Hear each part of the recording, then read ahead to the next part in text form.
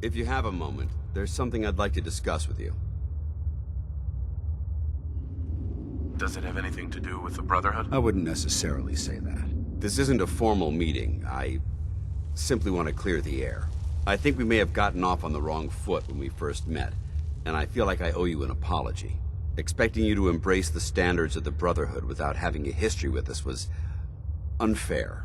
And given that you've adjusted so well to our beliefs, I don't think I needed to push so hard.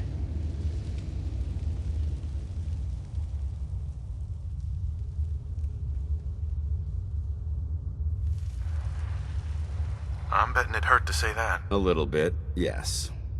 When I was an initiate, my sponsor was Paladin Krieg, toughest squad leader I ever served with. He was a model soldier, embodying the values every trainee was striving to achieve. Fiercely loyal, secure in his beliefs, and brave to a fault. From the moment I was assigned to his squad, I was singled out. It felt like he was pushing me harder than the rest of the team. I fought by his side for years, and we had some seriously close calls. But he never explained to me why I was treated that way. Did you ever ask him why? I'd considered it, but unfortunately, I never had the chance. After I was promoted to Paladin, and I'd moved on to my own squad, I received word that Krieg was killed at Adams Air Force Base. The news was like being kicked in the stomach. I mean, I'd lost some of my brothers and sisters before, but his death, well, it really got to me. It's taken me a long time to realize it, but the reason Krieg was so tough on me is the same reason I'm so tough on you. It's because I believe in you, and I don't want to see any of your potential go to waste. What happened at Adams Air Force Base? Back in the capital wasteland, the Brotherhood was at war with a traitorous group of rebels who called themselves the Enclave. They maintained a mobile command post at the remains of Adams Air Force Base, just outside of Washington, D.C. The Brotherhood spearheaded an assault on the command post, which was ultimately successful, but costly. Quite a few soldiers died in that battle, and Paladin Krieg was among them. He made his mark on history, and whether you choose to believe it or not, you have the potential to do the same. Well, it took you long enough to notice. What can I say? Maybe I'm becoming more like Krieg than I realized. Well, I've said what I had to say, and I hope that it meant something to you. I trust you'll keep this in confidence, of course. Some of that information was of a personal nature, and, well, I'd like to keep it that way. Would it be possible to speak off the record for a moment? Off the record? That's not like you, Dance. Which is why this is going to be difficult to say. So I'd appreciate it if you bear with me. When you were first placed under my sponsorship, I had some serious reservations about it. Despite all that, this has turned out to be a rewarding experience. For both of us. At this point, honestly, I don't feel like there's anything else I could teach you about being a Brotherhood soldier that you don't already know. It's apparent from your attitude and your actions that you intend to keep those ideals close to your heart. You're beating around the bush. Is there something you're trying to tell me? Is it that obvious? I've never been very good at these things. Let me start at the beginning. I grew up alone in the capital wasteland. Spent most of my childhood picking through the ruins and selling scrap. When I was a bit older and had a few caps to my name, I moved into Rivet City and opened a junk stand. While I was there, I met a guy named Cutler. We got along pretty well. Watched each other's backs and kept each other out of trouble. When the Brotherhood came through on a recruiting run, we felt like it was a way out of our nowhere lives. So we joined up.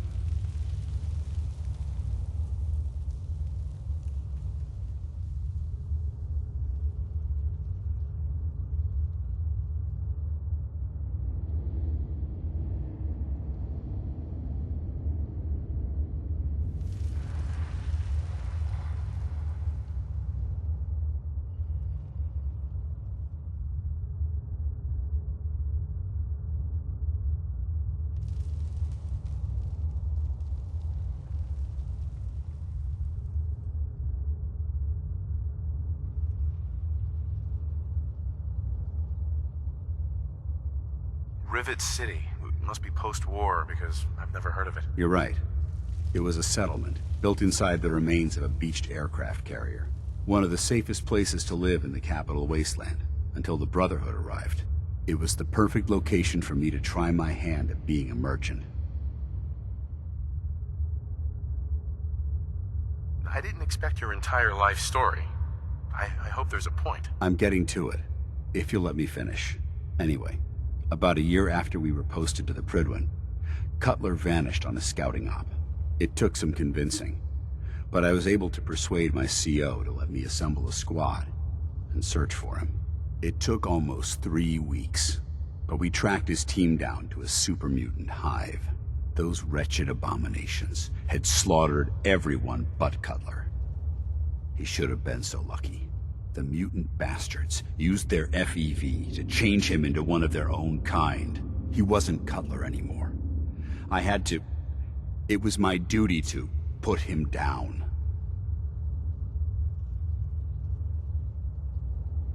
Hey, you did what the Brotherhood taught you. Then you understand why it had to be done. Ever since Cutler died, I've seen other soldiers come and go. Some were brave, some were honest. Hell, some were even downright heroic. But I'd never considered any of them to be a good friend. A friend like Cutler was. Until now. It's a good feeling, but it frightens me all the same. Having a bond with someone, then losing them. It changes you. I don't want to go through that again. It would never be that way with me. I care about you too much to let that happen. From one soldier to another. I'm glad to see that our bond is as strong as ever. I just thought you deserved to know how I felt. If you feel that I've overstepped my bounds, I completely understand. Whatever the case may be, I appreciate the fact that you took the time to listen. Hey.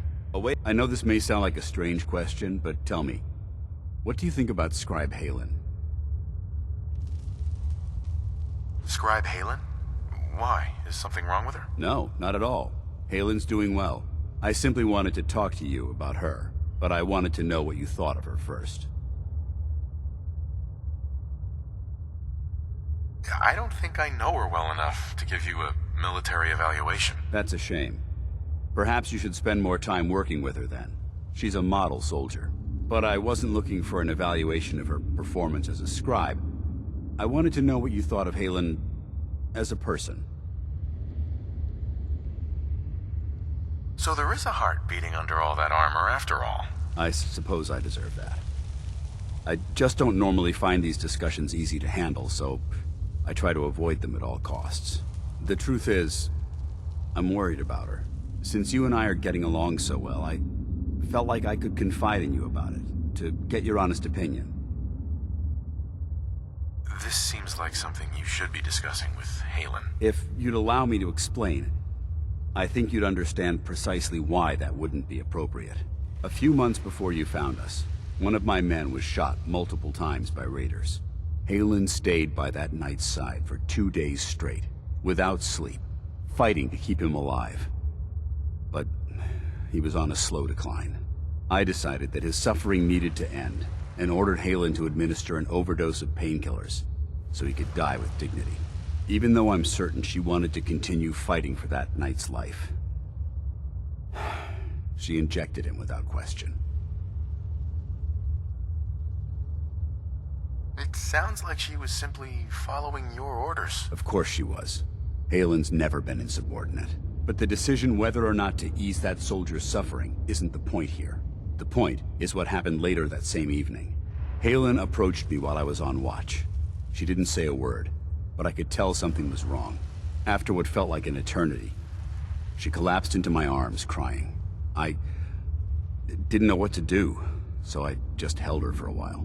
A few minutes later, she stopped, kissed me on the cheek, and simply said, "Thank you," before heading back into the police station. Right then it hit me. Maybe I pushed her too hard. I ordered her to ignore her instincts, to do something her medical training told her was wrong. That's why I'm worried about her, and for that matter, everyone under my command.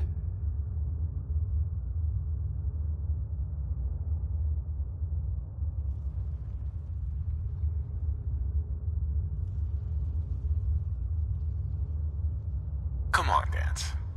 What is it you're really worried about here? I don't know. Look, 4 soldiers. Over half of my team are gone. Each one of them died because of decisions that I made. I understand the risks that come with the job. We all do. But how can anyone have confidence in me anymore? Hell, how can I have confidence in myself? Would it make you feel better if I told you that I believed in you? Actually, it does. Well, it looks like things have taken a turn. I signed up to be your sponsor, so I teach you everything that I know. But it looks like I'm the one that needed the lesson today. All joking aside, I'm pleased that we had this discussion. And with all the problems you're facing, you still took the time to listen. It's comforting to know that I can speak to you as more than just your commanding officer. Does this mean you'd be there to hold me if I ever needed it? I hardly think that would be appropriate, soldier. I don't want my moment with Halen to give you the wrong idea. We're strictly friends. Anyway, thanks for letting me get that off my shoulders. I think it's been weighing on me more than I realized. I'm only sorry you had to see me at my worst, instead of at my best.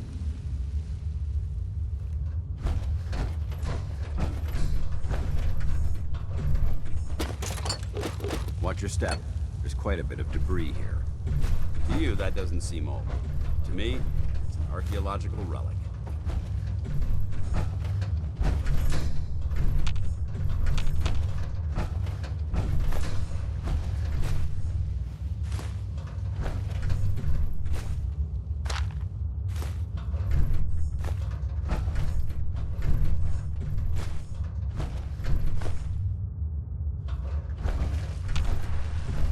Hey, Where do you want me?